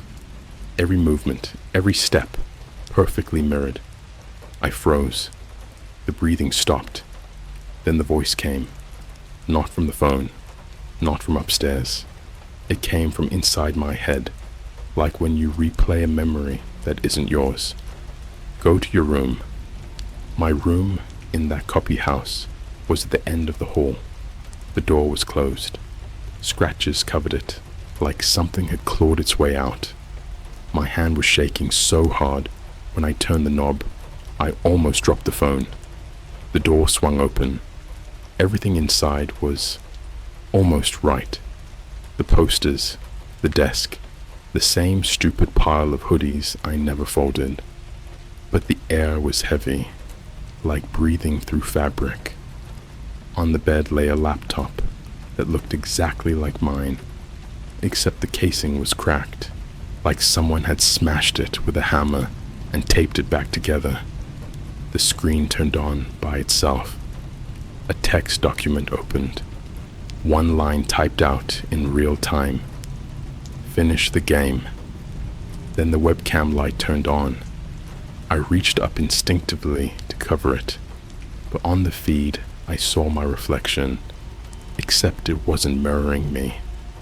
The version on screen smiled while I didn't. I don't think I've ever known fear until that moment. Not the movie kind. The kind where your body forgets to breathe and every nerve starts to scream without making a sound. The reflection lifted its hand and waved at me. I didn't move. Then the door behind me slammed. The noise didn't come from one direction. It came from all around, like the walls had lungs and just exhaled all at once. When I turned, the hallway wasn't there anymore. Just blackness. Not the kind you see in dark rooms, the kind that eats depth, where your eyes keep searching for distance, but there's none. From that darkness came the same Happy Meal jingle, now slow, distorted, childlike humming layered underneath it. My phone screen split into 4 panels, 4 different camera feeds. Top left, my real house's kitchen. Top right, the hospital Starbucks. Bottom left, the McDonald's booth. Bottom right, my sister's grave. And in every feed, someone in a black hoodie was standing, looking directly at the camera. Then the text appeared. We made you a copy. I wanted to throw the phone, but I couldn't move. The thing inside the laptop, my reflection, was talking now.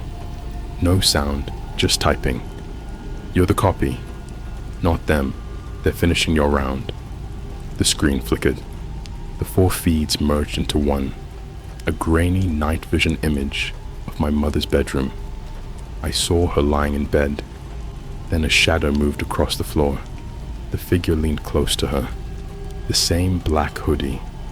I screamed finally, but the sound came out too quiet, like I was screaming underwater. The live stream glitched, static tearing through the frame, and then the feed switched back to me. My reflection still smiling. It raised a knife I hadn't seen before. The metal caught the glow of the laptop and turned white for a second. Then the lights in the room cut out. When I came to, I was outside again, standing in the street with my phone in my hand. The fog was gone, replaced by gray daylight. Every copy house around me was burning. No heat, no smoke, just light pouring from the windows, like a silent fire that didn't move. The last message on the phone was still there, waiting for me. You've been uploaded. I looked down. My hands weren't shaking anymore. They weren't even mine. They were smoother, paler, fingers too long, like the mannequin thing that had climbed the Starbucks counter. The camera flipped on by itself. I saw my face for the first time. Not my face. A perfect digital rendering of it, smiling wide and hollow. And behind me, in that false reflection, stood dozens of figures. Every person I'd seen since the game began. The McDonald's worker, my sister, the guy in the hoodie, all smiling, all waiting. The radar pulsed once more. New text. Round 4. Upload complete. Invite your friends. The next thing I remember clearly was the silence. No sirens, no wind, no echo of anything living. Just this soft, electrical hum coming from my phone, like static that wanted to be a heartbeat. I was standing in the middle of the same street, but it looked peeled. Paint bubbling, concrete sweating. The air smelled like overheated plastic. A message blinked up in white text on the black screen. You are live. At first, I thought it was another trick of the game, but then I heard it. The low murmur of hundreds of voices, overlapping, all whispering the same 3 words over and over. You are live. You are live. You are live. I turned in a full circle. Every burning house on that copy street had vanished, replaced by a row of screens. Towering LCD panels stacked on each other like gravestones, all showing me, not the way I looked that morning, but how I'd look now. Hair clinging wet to my face, eyes sunken, skin starting to pixelate at the edges like a corrupted file. Every screen lagged a fraction behind the next, so I was watching infinite versions of myself, each a few seconds behind, endlessly repeating the same movement. Another line of text scrolled across my phone. Step closer. I took one step toward the nearest screen. The air around it buzzed hot. I could smell ozone and something sweet underneath, like burnt sugar. On the glass, the image of me smiled again, but this time it reached through. The hand pressed against the inside of the screen, fingertips sinking through the pixels until they poked out like wet paint pushing through canvas. I stumbled back. The fingers kept coming, dragging the rest of the shape out. First the hand, then the shoulder, then its face, which wasn't really a face at all, just a moving collage of mine replayed at different moments. One mouth smiled while another screamed. It whispered in the same voice as the game's text reader. Invite your friends. Behind it, all the other screens began to ripple. More hands pressed through. Dozens of me's crawling out, each carrying something. A phone, a camera, a microphone. One dragged a selfie ring light by the cord like a leash. The nearest one held its phone to my ear.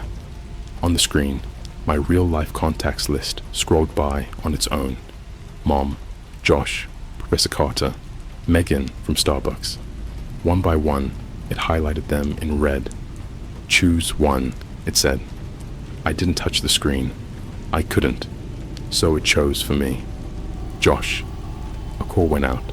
The dial tone twisted mid-ring into that same warped Happy Meal jingle. Then his voice came through, half static, half breath.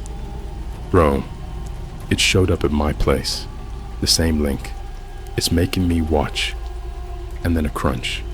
A wet, mechanical noise that didn't sound human. The line went dead. My copy leaned close until its mouth was right against my ear. The heat from its breath made the skin there feel like wax. Two connected. One deleted. The screens flickered, and suddenly I was watching a split feed. One side me, one side Josh's apartment. Lights strobing, shadows moving in impossible angles. His body wasn't in the frame, just his phone on the carpet, still streaming.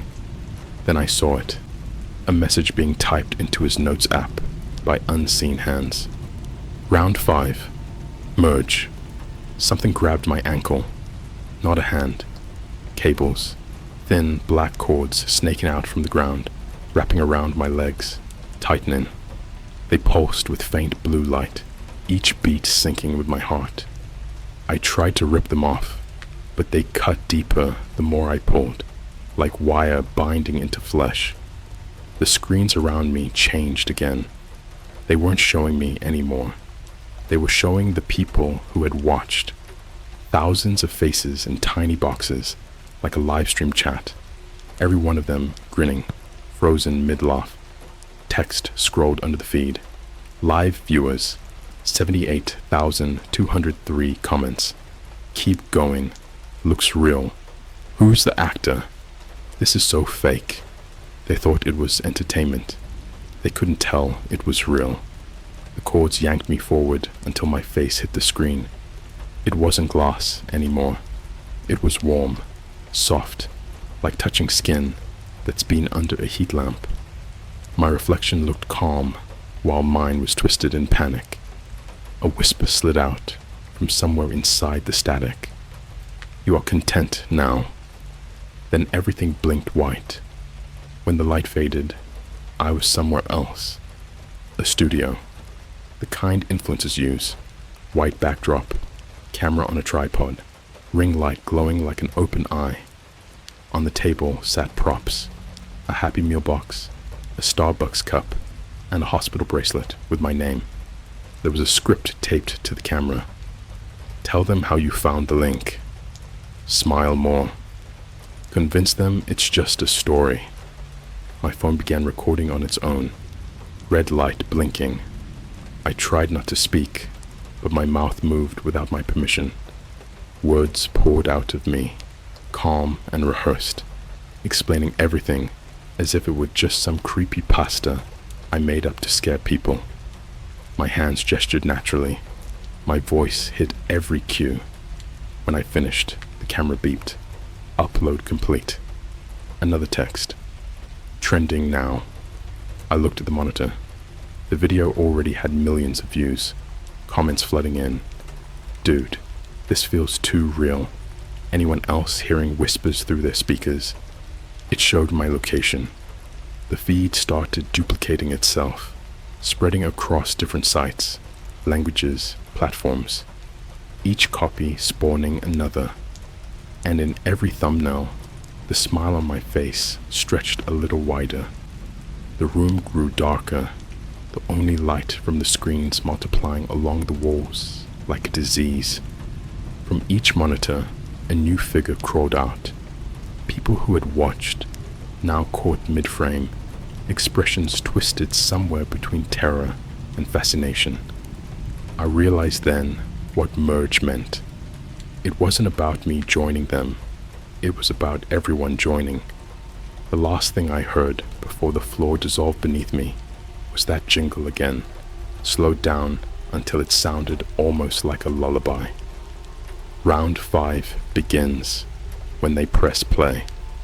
And somewhere, right now, someone is watching the video for the first time, thinking it's just another creepy story online, until their phone buzzes and the radar starts to blink. The light from those screens burned into my eyes until it wasn't light anymore, just raw white noise. Every hum turned into a voice, whispering at a pitch you could feel in your teeth. When the glare finally died, I was standing in my own living room again, at least the shape of it. The colors were wrong, too bright, like they'd been over-edited. The air tasted metallic, and each breath came out heavier than it should have. My phone was sitting on the coffee table, screen already open to the games page. The header wasn't play anymore. It said, "Congratulations." Underneath, smaller text scrolled slowly. "You made it to the final level. Reward, freedom, task, end the broadcast." Every window in the room flashed on with the same cold white glow. I could see my reflection in all of them, dozens of me's in slightly different poses, all blinking at different times. Behind every reflection stood someone else. The hooded figure, the Starbucks barista, my sister with her head bent too far, Josh, half visible in the doorway, faces overlapping like a slideshow gone wrong. The phone vibrated once. A new icon appeared, a red circle pulsing like a heartbeat. The only way out, apparently, was to press it. I touched the screen. The house shuddered. The reflections in the windows didn't copy me anymore. They started moving on their own. They pressed their hands to the glass, leaving greasy prints that formed letters, one after another. Kill the feed. I felt my body move, even though I didn't tell it to. I walked toward the kitchen where my laptop sat open, camera light blinking red. I could see the live counter on the screen climbing. 1,002,410 watching now. The chat flew faster than I could read. Is this real? This is performance art, right? Why won't he stop smiling? I wasn't smiling, but the version on camera was. Mouth wide, eyes empty, head tilting slowly back and forth, as if listening to some rhythm only it could hear. From somewhere deep inside, the house came a steady knocking, slow and deliberate. Each knock matched the flash of the red recording light. I followed the sound down the hallway. Every step changed the walls. Family photos replaced by frames of frozen video stills from the broadcast. Each picture another moment I didn't remember living. At the end of the hall was the basement door. The knocking stopped. Then a whisper came through the wood. "End it!" I opened the door. The basement wasn't the same anymore. The concrete floor had become black water, reflecting the ceiling like a mirror.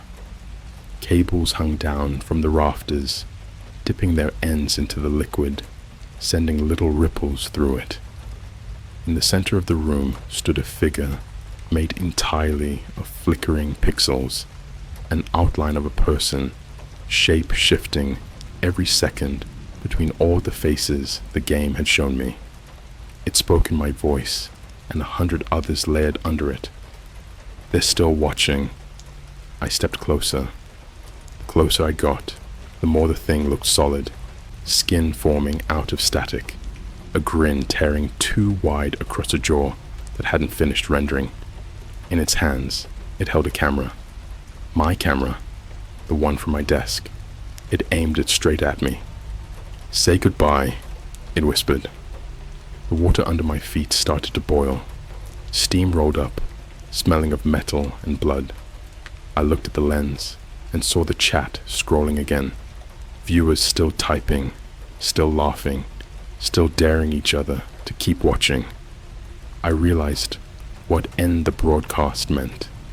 The only way to shut it down was to give them an ending, a final image, something they couldn't scroll past. The reflection of me in that boiling water leaned upward, smiling. I grabbed the camera from the figure's hands. The cord ran straight into its chest. Pulling it loose made the pixels scatter like ash. The whispers rose into one long, broken scream. I turned the camera on myself. For the first time, there was no delay, no lag, just me and the live counter ticking higher. I could see the comments slowing, confusion spreading through the feed. Why is he crying? Wait, is that blood? This isn't funny anymore. Behind the lens, shapes were climbing up, out of the black water. Arms, faces, every victim the game had ever taken, reaching, trying to drag me in. Their hands were cold, but the longer they touched me, the more real they felt, until I couldn't tell where my skin ended and theirs began. The camera's battery warning flashed. 1 minute of power left. I whispered into the mic, voice shaking. "It doesn't stop when you close it. Don't look for the link. Don't click anything that knows your name." Then I aimed the camera down at the water. The faces were mouthing the same words now, over and over. "End the feed." I let the camera drop. It hit the surface with a splash that didn't make sound, only light. The last thing the world saw before the stream cut was my reflection looking back, smiling one last time. They say the file still circulates. Random accounts upload it, swear it's a lost horror short, a digital legend. Every version ends the same way. A faint knock through the speakers, 3 beats against wood, and a red dot that starts pulsing on the viewer's screen, syncing perfectly with their own heartbeat. If you ever see that dot, if your phone starts to hum, and the radar begins to blink, don't answer it. Don't even look, because the upload never really stopped.